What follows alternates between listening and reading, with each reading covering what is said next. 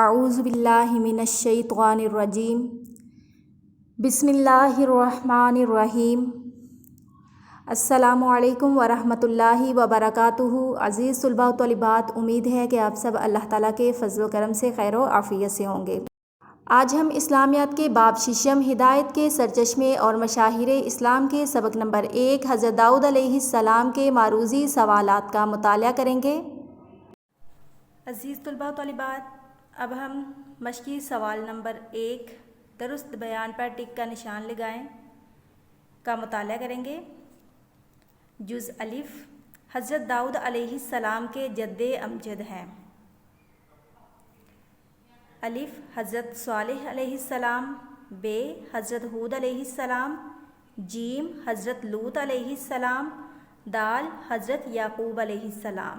جواب ہے حضرت یعقوب علیہ السلام۔ جز ب، حضرت داؤد علیہ السلام نے حکومت کی۔ الف، 50 سال، ب، 60 سال، جیم، 70 سال، دال، 80 سال۔ درست جواب ہے جیم، 70 سال۔ جز جیم، حضرت داؤد علیہ السلام نے عمر پائی۔ الف، 90 سال، ب، 100 سال، جیم، 110 سال، دال، 120 سال۔ جواب ہے ب، 100 سال۔ جز دال، حضرت داؤد علیہ السلام پر نازل ہونے والی الہامی کتاب ہے۔ الف، تورات مقدس، ب، زبور مقدس، جیم، انجیل مقدس، دال، قرآن مجید۔ جواب ہے ب، زبور مقدس۔ جز ہ، حضرت داؤد علیہ السلام کے ہاتھ میں موم کی طرح نرم ہو جاتا تھا۔ الف، لکڑی، ب، لوہا، جیم، سونا، دال، پتھر۔ جواب ہے ب، لوہا۔ سوال نمبر 2 خالی جگہ پر کریں۔ الف، اللہ تعالیٰ نے حضرت داؤد علیہ السلام کو نبوت کے ساتھ بادشاہت بھی عطا فرمائی۔ پیارے بچوں، میں نے خالی جگہ پہلے ہی پر کر لی تھی۔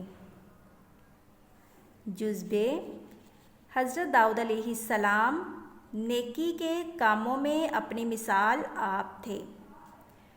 جز جیم، اللہ تعالیٰ نے حضرت داؤد علیہ السلام کو خوبصورت آواز عطا فرمائی تھی۔ جز دال، حضرت داؤد علیہ السلام نرم لوہے سے زرہیں بنا لیتے تھے۔ جز ہ، رزق حلال کمانے کے لیے جائز پیشہ اختیار کرنا انبیاء کرام علیہم السلام کا طریقہ ہے۔ پیارے بچوں، آپ نے سوال نمبر 1 اور سوال نمبر 2 کو اچھے سے ذہن نشین کرنا ہے۔ دعاؤں میں یاد رکھیے۔ اللہ حافظ۔